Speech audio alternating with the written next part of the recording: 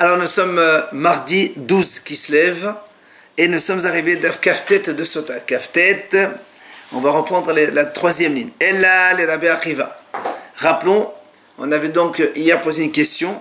On a dit, comment ça se fait que quand Rabbi Akiva il a dit, il a marqué 3 fois le mot Vinitma'a, c'est pour dire que la femme Sota elle est interdite au mari, à son amant, et aussi si elle était Kohen, elle est interdite de Trouma. Après, sur ça, Rabbi Ishmael, il vient, il lui fait un calor. Il dit, c'est sûr qu'elle est interdite au Kohen. Alors nous, on a posé la question, on a dit, mais quel rapport? Rabbi Akiva, il parle de la fille, elle est interdite de Trouma, et Rabbi Ishmael, il dit, donc, de Keuna.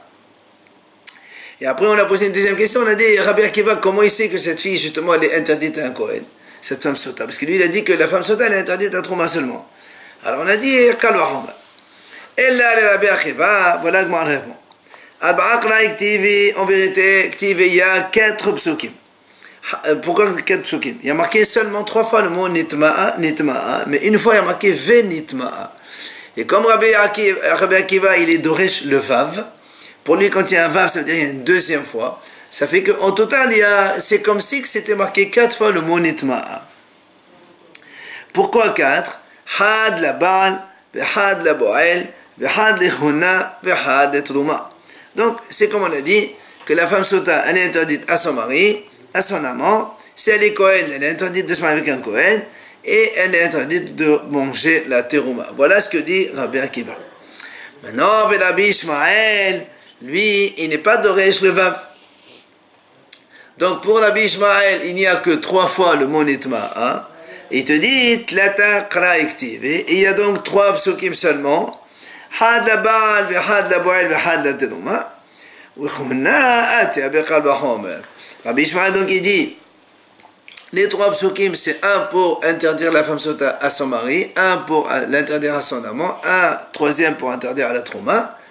Maintenant que la femme, cette femme-là qui est fille de Kohen, interdite de se marier avec, ou même pas interdite de se marier avec un Kohen, ça, il l'a appris de Kal V'Chomer, comme on a vu dans la Mishnah hier, dans la Gemara, pardon, hier, quand on a dit, c'est déjà une femme qui est divorcée, la fille d'un Kohen, si elle divorce, elle retourne chez son père, elle mange la trouma. Pourtant, elle est interdite au Kohen. Celle-là, la femme Sota, qui n'a pas le droit de manger la trouma, a fortiori qu'elle ne peut pas donc se marier avec un Kohen.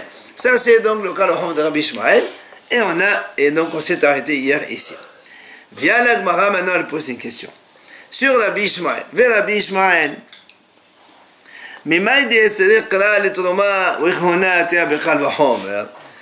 Gemara pose une question à Rabbi Ishmael. Pourquoi tu dis que les 3 psukim, que Nitma, 3 fois c'est marqué, toi tu as dit, c'est pour dire que la femme Sota est interdite au mari et l'autre est interdite à l'amant, ça je comprends. Mais après tu me dis, le 3e pasuk, c'est pour interdire la femme à la trouma. Et comment tu apprends que la femme elle est interdite de se marier avec un Kohen? C'est Kal V'Chomer. Il dit, pourquoi tu dis ça? Dis-le-moi peut-être, moi je peux dire le contraire. Qui est le troisième mot Venitma, c'est pour te dire que la femme Sota est interdite de se marier avec un Kohen. Ou Trouma, Sharia. Mais la Trouma, la femme elle est muteret. Pourquoi tu dis pas comme ça?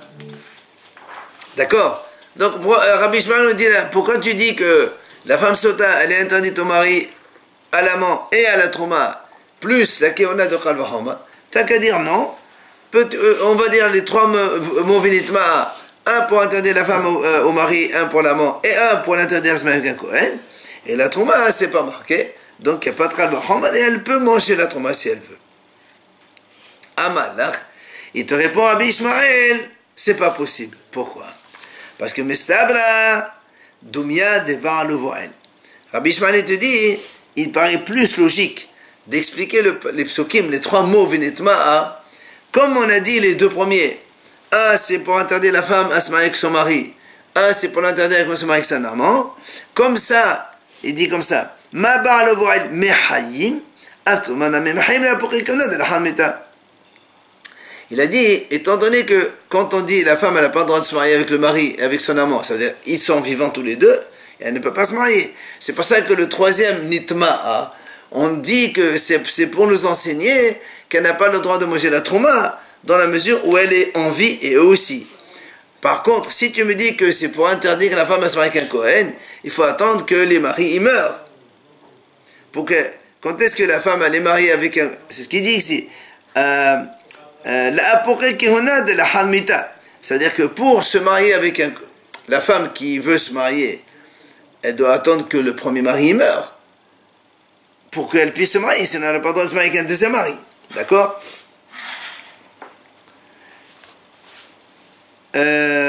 Voilà pourquoi il dit Rabbi Ishmael que les trois vénitma, on est en un pour le mari, un pour la mort, et le troisième c'est pour la trauma. Maintenant, Rabbi Akiva te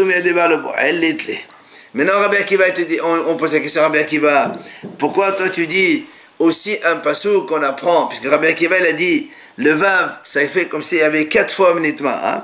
Un pour le mari, un pour la mort, un pour la trauma, mais il a aussi dit un pour la kihuna, alors on peut lui poser. Maintenant, la kihuna, c'est après la mort, et ça n'a rien à voir. Donc, il y a 3, tu apprends pendant la vie, et l'autre, c'est après la mort. Il te dit, monsieur, moi, moi, j'ai pas ce principe qu'il faut que ce soit ressemblant au mari et à la mort. Même si ça ne ressemble pas, la kihuna après la mort, c'est pas un problème. Même si maintenant, si tu me dis, oui, quand même, Rabbi Akiva, il pense que il faut être dans l'idée que c'est donc durant la vie et pas après la mort, et ben c'est pas grave. Pourquoi? La kihuna, c'est quoi? Elle se marie avec un Kohen. Elle se marie avec un Kohen après. Même si tu dis que Rabbi Akiva pense cette idée-là, il te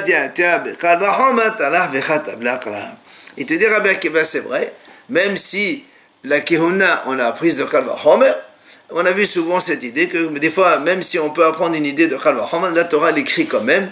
Donc là aussi c'est pareil, et la Torah elle écrit un 4e vénitma pour cela, selon Rabbi Akiva. Amar Rav Gidal Amar Rav. Il a dit Rav Gidal au nom de Rav. Alors rappelez-vous, on a vu hier cette idée, on a dit que on a appris la Tum'a, de la Sphère Tum'a, on a appris de la femme Sota, vous vous rappelez? On a dit que Safek Tum'a, quand il y a un Safek, est-ce qu'il y a Tum'a, oui ou non? Si c'est Beshuta Yahid, c'est Tamé. Et si c'est Yesh Bodat Leishael, c'est Tamé. C'est-à-dire, il faut que ce soit dans un domaine fermé, isolé, et il faut que ce soit comme la femme Sota, quelque chose, c'est quelqu'un à qui on peut demander la question, oui ou non, et il dit je ne sais pas. Mais si c'est dans Shota Rabim, ou bien même dans Shota Yahid, mais qu'il s'agit de quelqu'un à qui on ne peut pas demander la question, soit un animal, soit un objet, soit même un petit enfant. Tu lui dis, tu as touché, un bébé par exemple de 1 an. Il ne comprend pas, il ne sait même pas à répondre. Celui-là, même Beshut Yahid, ça fait tahor. D'accord, on a vu ça. Bon. Hier, on a vu ça. Maintenant, Amarav Gidal Amarav, il dit, Davar Shish Bo Dat Ishael Ve'em Bo Dat Ishael Mehayqra Nafcha. Il dit, l'idée que est-ce qu'on peut poser la question, enfin, ça veut dire, est-ce que celui qui est Safer Tum'a, il est interrogeable ou pas interrogeable? On apprend d'un autre pasuk, lui, il dit. C'est quoi ce pasuk? Il nous l'amène de suite. Il dit, c'est marqué dans la Torah. C'est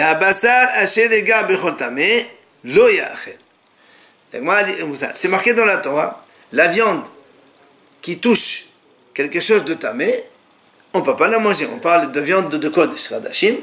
Si elle touche donc tamé, elle est tamé, donc on ne peut pas la manger. Alors, évidemment, là on parle Vadaï Tamehu de la Yachel. On parle ici que c'est Vadaï. On parle que la viande elle est Vadaï Tamé, parce que la Torah dit Yigar Bechol Tamé. Tu l'as vu, elle a touché Tamé. Je déduis Ha Safer Tamé, Safer Tahor Yachel. Si la Torah dit quand c'est sûr que c'est Tamé, tu ne manges pas, moi je déduis que si maintenant on a un Safek, alors je peux manger, premièrement. Alors, la Gemara dit, Ema Sefa, regarde maintenant la fin du pasuk. La fin du pasuk a dit comme ça, Veha basar, kol tahor yochal basar. La Gemara dit, tout homme qui est tahor, il peut manger la viande des Hadashim. Tahor, ça veut dire 100% il est tahor. Mashma, alors ce que la Gemara dit, Vadaï tahor hu yochal basar. C'est quand il est tahor Vadaï qu'il peut manger. Mashma, on déduit, ah, Safer Tamé, Safer tahor, le yochal. De là, on apprend que si quelqu'un est Safer Tamé, Safer tahor, il ne peut pas manger. Alors comment? Tout à l'heure, on a déduit, donc début de Passouk, c'est marqué, quand il y a un Safek, on déduit que c'est tahor. Maintenant, un Safek, on déduit que c'est Tamé. Donc on a contradiction dans le même pasuk. Et la lave shmamina, c'est pour ça que la Gemara, Rav Gidal, au nom de Rav, il dit comme ça. On est obligé de dire que ce pasuk il nous apprend donc cette idée justement. Kan sheyesh bodat l'Ishaël, kan she'en bodat l'Ishaël. Regardez dans le pasuk, c'est marqué quoi? Vea basar, le premier, le début du pasuk. La viande qui touche tamé, la viande qui touche une tum'a. Si maintenant on a un safek, est-ce que la viande on peut l'interroger? Tu as touché, tu n'as pas touché? On ne peut pas l'interroger. Donc en bodat l'Ishaël. C'est pour ça, quand on est sûr que c'est tamé, mais si on a un safek, comme on ne peut pas poser la question, alors tahor. D'accord? En bodat l'Ishaël. Par contre, la fin du pasuk, qu'est-ce qui est marqué? Kol tahor yochal basar. De qui on parle? De l'homme. Tout homme tahor, il a le droit de manger les kadashim. Est-ce que l'homme il est interrogeable ou pas? Il est interrogeable. Alors dans ces cas-là, quand on a un safek, eh bien, il est tamé. Parce qu'il est da'atish bodat l'Ishaël. C'est de ce pasuk-là que Rav Gidal, au nom de Rav, il dit, on apprend la notion de yesh bodat l'Ishaël, en bodat l'Ishaël. Ok? Maintenant, évidemment, la Gemara a dit, on a la même idée, on la prend de deux endroits différents. Soit de la femme sota, comme on l'a fait hier, soit de ce pasuk-là de Rav Gidal au nom de Rav. C'est pour ça que la Gemara a dit, question, pourquoi on a besoin des deux? Ok? La Gemara a dit, de Rav Gidal on a besoin des deux enseignements. C'est-à-dire, le même enseignement, on a besoin de l'apprendre des deux côtés. Pourquoi? Des et de Rav, parce que si on prend l'enseignement de Rav, de celui d'aujourd'hui qu'on voit maintenant, si on apprend que ça seulement, et on a appris que quand d'abord si je voulais Shael, se fait quoi tamé, mais quand on ne peut pas interroger, se fait quoi c'est tahor. Si on dit ça, il te dit hava amina, on se serait trompé. Pourquoi? On aurait dit ben b'sut ayahid ou ben b'sut rabim. Là-bas dans la Torah, il n'y a pas marqué aussi qu'il a mangé. Est-ce que c'est dehors ou est-ce que c'est dedans? Il n'y a pas marqué. Donc on aurait dit c'est la même chose. C'est pour ça qu'on avait besoin de la sota. Qu'est-ce qu'on a vu dans la sota? Quand est-ce qu'il y a safek tamé? Seulement b'shut yahid. Si c'est safek tamé b'shut rabim, c'est tahor. Donc tu vois bien qu'on a besoin de la femme sota. Maintenant tu me dis, ben garde le pasuk donc l'enseignement de la sota, on n'a pas besoin de ce pasuk. Il te dit non aussi. Pourquoi? Ve'e mesota hava amina ad de'kadat norea umagia. Si on prend que le pasuk de la sota, on va dire dans la sota, qu'est-ce qui se passe? C'est la femme avec un homme. Tous les deux, ils ont de la conscience. Oui? Alors j'aurais dit aussi dans la toma, on va exiger la même chose. Ça veut dire si c'est un morceau de viande qui touche une toma, comme la viande n'a pas de conscience, on va dire le cas ne s'applique pas. Alors il dit c'est pour ça qu'on a besoin de t'apprendre les deux enseignements. Après, on passe à la deuxième idée de la Mishnah. Alors, on rappelle quand même l'idée de cette Mishnah. On a dit que ce jour-là, Rabbi Akiva, il a été d'Oresh. C'est marqué dans la Torah chez les Polmim el Tocho. On a dit que si quelqu'un il a un ustensile en argile, il y a un reptile mort qui tombe dedans ou même qui retombe dans l'espace aérien, le Kleheres, il devient tamé et surtout, il y a marqué Kol Hachet Betocho Itma. Ce qu'il y a dedans, il devient impur. Et on a vu donc dans la Mishnah que Rabbi Akiva a dit, il n'y a pas marqué ce qui est dedans, il est tamé. Il y a marqué Yitma. Ça veut dire donc, si on a le reptile qui est le chef d'impureté, le Hav, le tanour, le four, il devient Rishon premier. Le pain qui est collé au four, il devient deuxième degré. Et la Torah nous dit, que, selon Rabbi Akiva, que comme il y a marqué Yitma, c'est-à-dire le pain qui est deuxième degré, il peut encore rendre impur un troisième élément. D'accord? C'est ce qu'il a dit Rabbi Akiva. Sur ça, Amar Rabbi Yoshua, il a dit Rabbi Yoshua, qui va dévoiler le sable de tes yeux, Rabban Yochanan Zakka, que toi, Rabban Yochanan, il disait avant, il disait qu'il y a une génération qui va rendre pur le Kikar Shlishi, parce qu'il n'a pas, il n'est pas tamé, mais on va le rendre pur. D'accord? Ça, c'est ce qu'il a dit Rabbi Yoshua. Maintenant, la Gemara va s'attarder sur cette question. On revient à la Gemara chez nous. La La Gemara dit, puisque Rabbi Yoshua il a dit, Rabban Yochanan, tu n'as pas de source dans la Torah comme quoi il est tamé. Alors pourquoi tu dis qu'il était tamé? Rabbi Yochanan, qu'est-ce qu'il a dit? Il va venir quelqu'un qui rentre impur. Pourquoi? Parce qu'il n'a pas marqué qu'il est tamé. Alors s'il n'est pas marqué qu'il est tamé, pourquoi tu dis qu'il est tamé? Amar Rav Yehuda, Amar Rav, il vient répondre, Rav Yehuda, il dit, c'est vrai. Mina Torah en lo. Dans la Torah, il n'a pas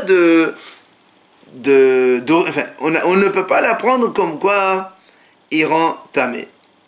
Le troisième, il est tamé. Parce que, mais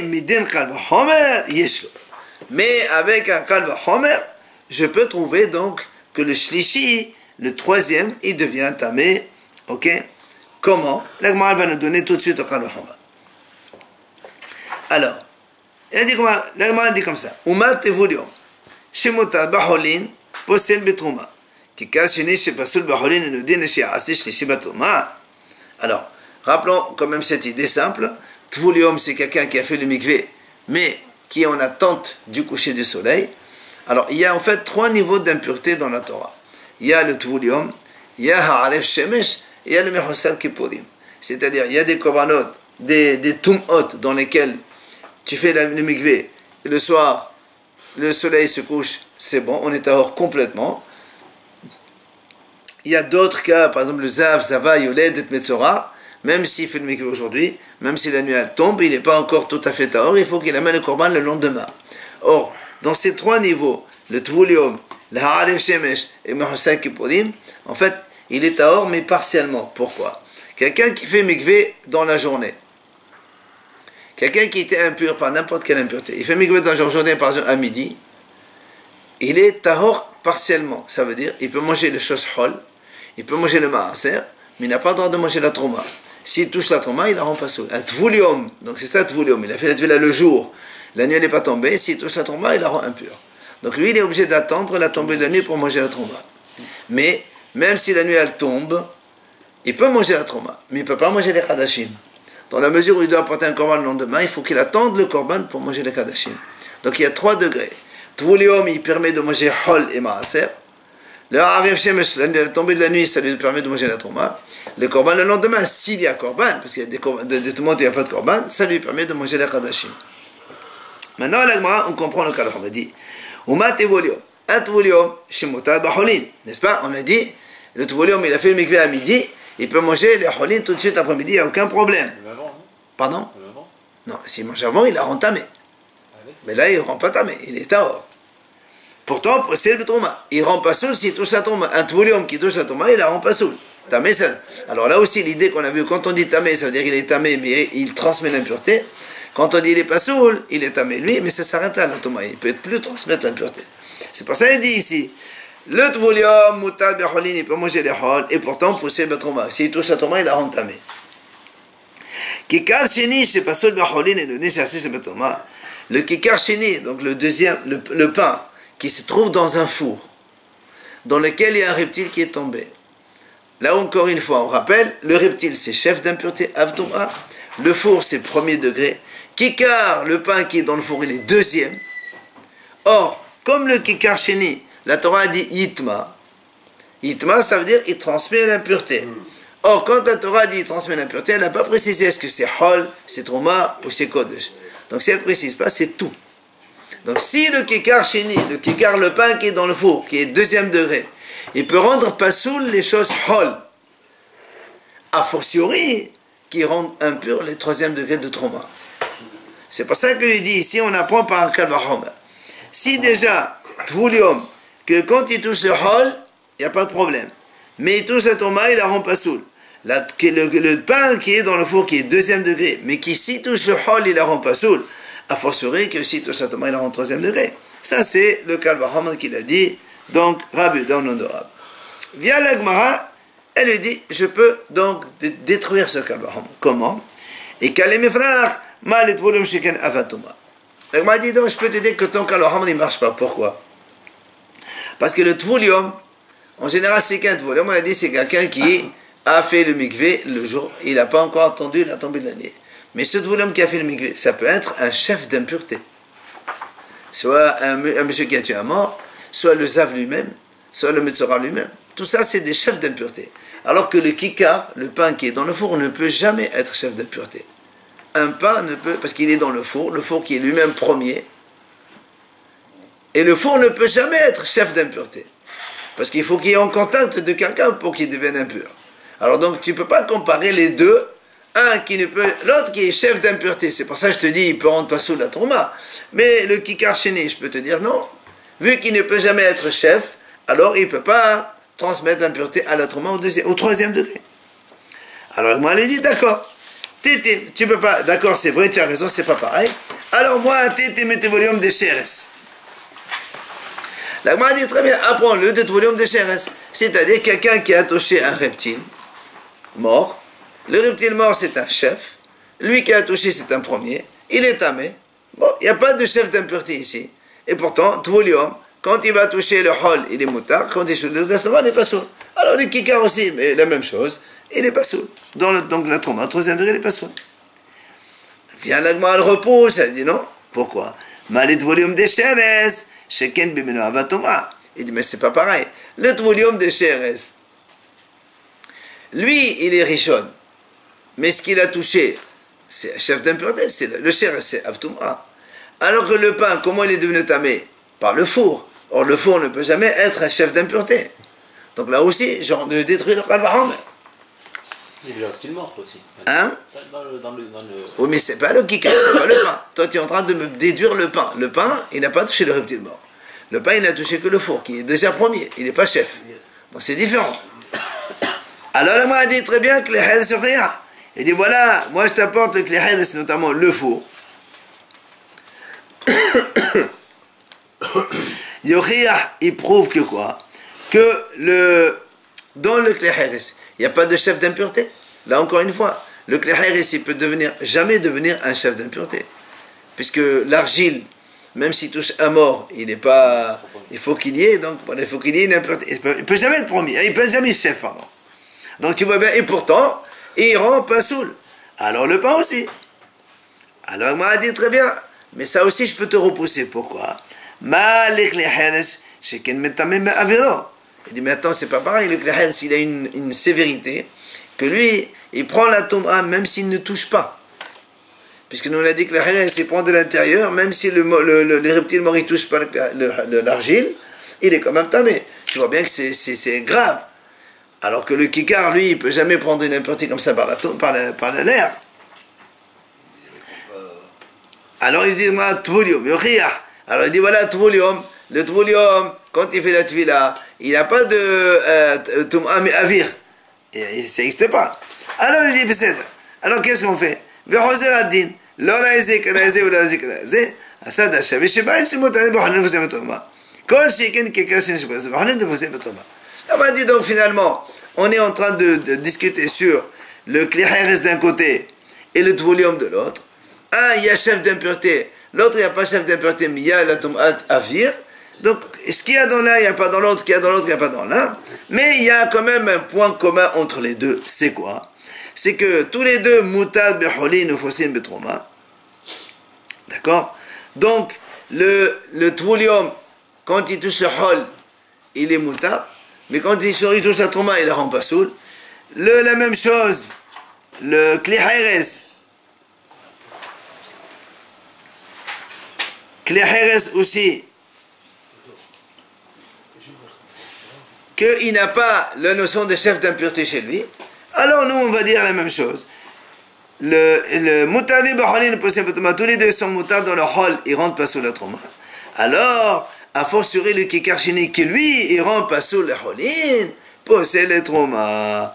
Voilà comment donc on a fait le kalvaham dans le maintien, et on apprend que le pain qui est chéni, deuxième degré d'impureté dans le four, ben, s'il touche la trauma et la rend troisième degré, impur, ça marche. C'est pour ça qu'on a dit, si le troisième, il n'est pas impur dans la Torah, pourquoi il est impur? Il a dit, voilà, il y a un kalvaham, on apprend de ça.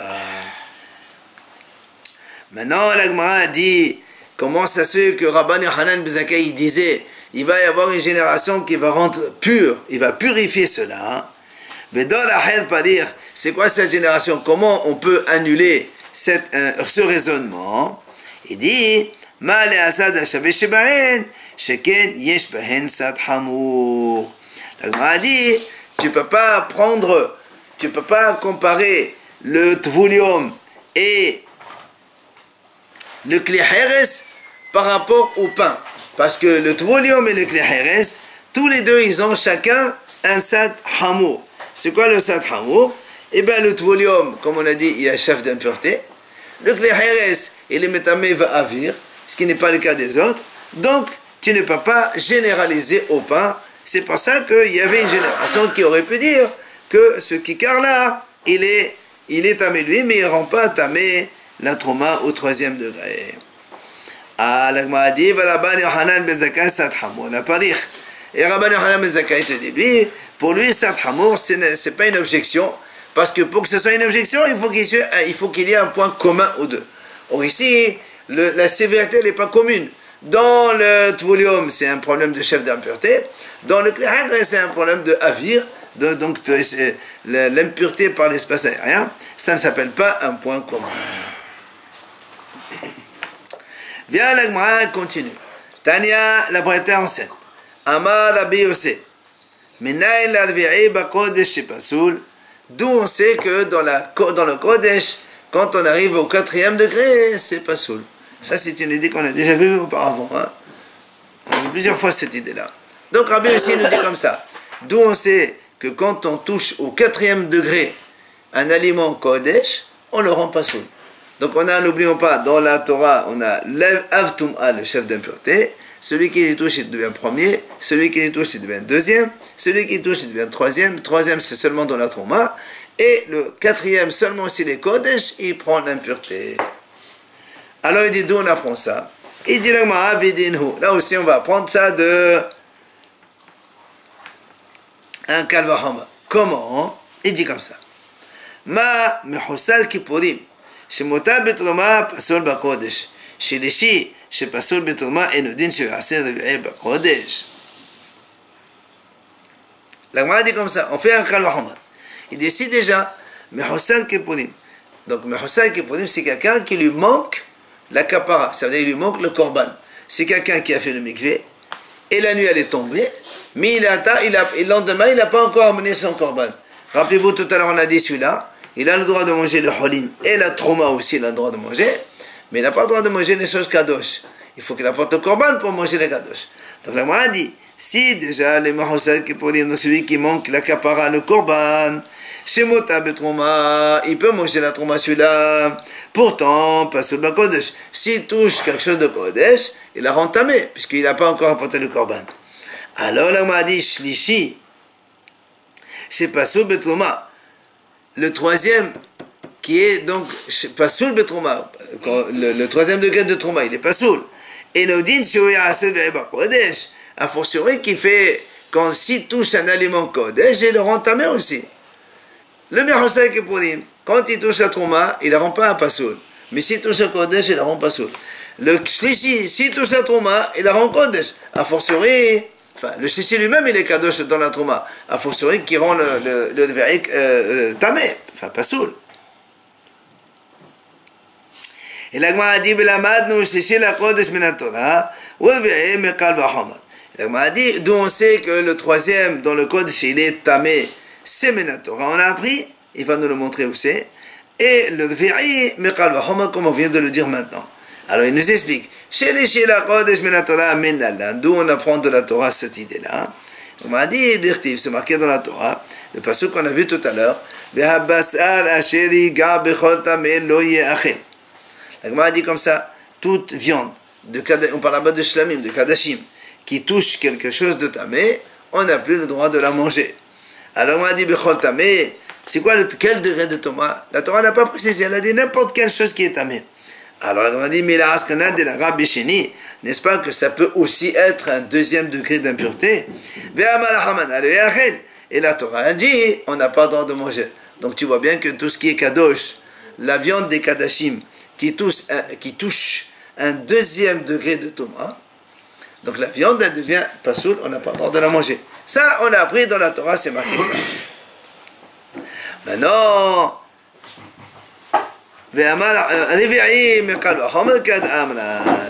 Le Lévi'aï, donc, comme on vient de dire maintenant, le 4e degré, on a fait Kal Vachama avec Mehoussal Kipporim, d'accord, celui qui lui manque un pardon, il manque le Korban, il est Motal Beholin, Betrouma, et il est pas soul d'un Kodesh, à fortiori le 3e degré de Trouma qui est pas soul, qui rend le Bé'ib à Kodesh, 4e degré d'impureté dans le Kadashim. Ça, c'est ce qu'il a dit Rabbi Yossé. Amad Rabbi Yohanan. Il vient sur cela, Rabbi Yohanan, il dit Ta'am Beribi Eni Yoder. Mahu. Il dit le Ta'am, la raison qu'il a ramené Beribi, c'est Rabbi Yossé, c'est le maître. Il était un grand maître. Il dit je ne sais pas quelle est sa raison. Pourquoi il ne sait pas?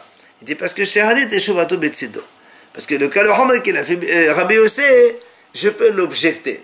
Comment il peut l'objecter? Il dit voilà comment. Ochel haba mehamad tvul yom yochiach shepasul betoma veno ase levi'ai bakodesh. Il dit parce qu'on a un cas où si quelqu'un, un tvul yom, il a touché un aliment, un tvul yom, quelqu'un qui a fait le mikvé le jour, il touche un aliment de trauma, nous on a dit il est pas saoul. Pourtant l'agma a dit si cet aliment il touche un élément, un kadosh, il ne peut pas le rendre tamé. D'accord? Donc tu vois bien que voilà une logique. Toi tu as dit si l'autre il est pas saoul de trauma, a fortiori qui rend le 4e degré dans Kodesh. Voilà ici on a un cas, un tvoulium qui touche à trauma, il la rend pas saoul. Et pourtant la trauma quand elle touche à 4e degré de Kodesh, elle ne rend pas saoul. On en parle d'un aliment à un aliment. Oui, on en parle là aussi. Là-bas aussi, on parle d'un aliment. On parlait que c'était la personne. Non, pas du tout. Dans les cas d'Hachim, un aliment. Rabbi aussi l'a dit. Si déjà le monsieur qui est Mahoussal Kipporim, il est motard de manger la trauma, c'est ça. Pourtant, s'il touche les codes, il ne la rend pas saoul. Le monsieur ou l'aliment qui est pas saoul de trauma, il n'est pas saoul de trauma. A fortiori, quand il touche les codes, il ne la rend pas saoul. Il lui dit voilà, ici on a vu que non. Un aliment qui a été touché par un tvoulium de trauma, il est 3e degré. Pourtant, quand il touche au 4e, il n'y a pas de 4e degré. Même dans Kodesh. Donc ça contredit. Pourquoi ça ne contamine pas le 4e? Il lui dit. Il va nous dire qui c'est qui a dit ça. Il va nous dire même non. Mais en tout cas, on te le dit. Le 3e degré de trauma, il touche au Kodesh et il ne le rend pas tamé. Détané, il va nous dire maintenant. Abba Shaoul Omer. Il nous amène une mahlok d'ici. Abba Shaoul Omer. Tvoulium. תחלל הקודש לטמא שניים ולפסול אחד. Abba Shaoul dit comme ça. Un tvoulium, תחלל הקודש, ça veut dire, il est considéré comme, selon Abba Shaoul, un tvoulium, il est considéré comme 1er degré pour les kodashim. C'est-à-dire, לטמא שניים ולפסול אחד. C'est-à-dire, lui, il est considéré comme un premier. Donc, s'il touche un aliment, 2e, d'accord? Et encore un 2e, ça fait, il a dit les tamé shnaim. Il rend tamé les 2 aliments. Parce que lui, on le considère comme rishon. Rishon, il rend sheni. Sheni, il rend shishi. Ça, c'est tamé. Et, posel be'ahad. Si tu vas encore vers la kedusha, le kodesh, il le rend pas soul. C'est ce qu'il dit à Abba Shaoul. C'est normal. Le rishon, il touche un sheni, il le rend tamé. Le sheni touche un shishi, il le rend tamé. Mais ceci touche les vérités dans le Kodesh, il ne rend pas saoul, donc tamé, mais il ne peut pas transmettre plus loin. Ça, c'est Abba Shaoul. Rabbi Meir Omer, hein? Parce que on a parlé dans la Mishnah des 4 situations que Rabbi Akiva, Bobayom, ce jour-là, Rabbi Akiva, il a donné cette idée de la Sota. Après, il a parlé de Kleheres, il a parlé de ça. Ça, c'est la Mishnah qui a dit. Alors, maintenant, ça, c'est Abba Shaoul. Rabbi Meir Omer, non, mais tamé ehad ou fossel ehad. Rabbi Meir dit non. Le tvoulium, il est considéré comme 2e. Donc, en fait, il ne peut rendre impur qu'un 3e dans la trauma. Et la 3e, il prend pas soul un autre. Donc, il peut rendre tamé 1 et pas soul 1. Alors que tout à l'heure, il rendait tamé 2 et il est pas soul 1. Maintenant, va hachamim. Hachamim, eux, ils disent hachamim pas ça. Que shem, chez possède l'orletoma mashretoma, car possède l'orletoma mashret kodesh. Il dit, Hachamim, eux, ils disent, de la même façon que chez Possel, un tvoulium, quand il touche sa toma, il la rend pas saoul. Et lui, il dit, les Hachamim, eux, ils pensent que quand il touche Kodesh, il la rend pas saoul aussi. C'est-à-dire immédiatement, donc ça rend pas soul. Le tvolium, il touche, il rend pas soul. D'accord? Et donc, ça veut dire que l'impureté, ça va pas plus loin. Donc, tu vois bien, selon Rabbi Yossé, quand il a dit lui, le kalahom avec Mehosal Kiponim, quelqu'un qui n'a pas apporté le korban, qui peut manger la trauma, d'accord? Il rend pas sous le kodesh. A fortiori, quelqu'un qui est troisième dans le trauma, il rend pas sous le quatrième kodesh. On lui dit, voilà, les hachamim, ils disent non, c'est pas vrai. Un tvolium, s'il touche la trauma, il la rend pas sous, au même titre que s'il touche le kodesh, il la rend pas sous aussi. Mais la trauma, elle rend pas sous le kodesh. D'accord? Donc, objection contre Rabbi Yossé. Hein? Quand elle a été touchée par un tvolium, il touche trauma, il la rend pas sous, et après, ça va pas plus loin. Et la même chose, le tvolium, quand il touche le kodesh, il rend pas sous, mais ça va pas plus loin. Donc tu vois bien que le troisième de trauma, il ne rend pas le quatrième kodesh. Le quatrième kodesh, il ne le rend pas impur. Et Rabbi Yossé lui dit oui. C'est la question contre Rabbi Yossé. C'est-à-dire que pour Rabbi Yossé, si la trauma elle touche kodesh, ça rend tamé. Il a fait ça avec Al-Vahoma. Oui. Maintenant, on voit maintenant selon les Hachamim que le tvolium qui est deuxième degré, s'il touche la trauma, il ne la rend pas soul. Et s'il touche le kodesh, il ne la rend pas soul. Mais si la trauma touche le kodesh, il ne la rend pas soul. C'est ça la question. C'est quoi le kodesh?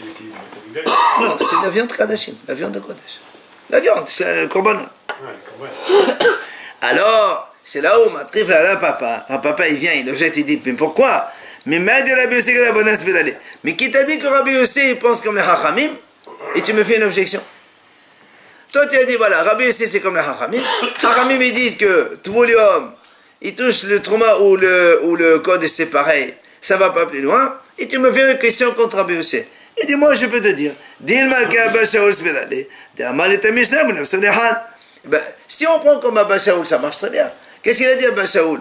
Un tvolium, il est considéré comme Abba Shaul, il est considéré comme 1. S'il touche trauma, 2. Encore trauma, ça fait 3. Et encore kodesh, c'est 4. Alors tu peux dire que Rabbi Yossé, il pense comme Abba Shaul, il n'y a pas de question. Pourquoi 2 fois trauma, ça fait 2 et 3? Parce que lui, il dit que le tvolium, il a un statut de premier degré. D'accord. Donc trauma. Donc trauma jusqu'à 3e degré, il est tamé. Le Rishon, il touche 1, il devient Shini. Le Shini, il touche la trauma, il devient Shishi. Il reste pas à 2? Ah non, non, non. 2 traumas qui se on descend toujours. On descend toujours dans la trauma. Sauf que le métallique avec le mort, mais ça c'est autre chose. 1, il touche, enfin, quand on touche 1, on est 2. Quand on touche le 2, on devient 3. Alors c'est pour ça qu'il dit, mais pourquoi tu dis que Rabbi Yossé est là comme Rabbanan et tu m'objectes? Dis que Rabbi Yossé pense comme Abba Shaul et ça marche très bien. Il n'y a pas d'objection parce que Abba Shaul et Rabbi Yossé disent la même chose.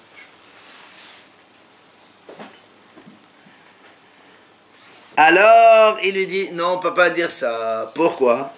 Si tu penses que Rabbi Yossé pense comme Abba Shaul, dans ces cas-là, pourquoi Rabbi Yossé, si c'est ça, pourquoi Rabbi Yossé il a utilisé Mehosal Kiponim, tout ça? Si tu penses qu'il pense comme Abba Shaul, tu n'as qu'à faire un kalvahomad plus simple. Comment? Uma ochel, haba mehamad volume de volume gofim mutal baholin, amanat osel ve'ba kodesh. Ochel shelishi, haba mehamad shini, deshne gofim aso baholin, et desh osel ve'ba kodesh.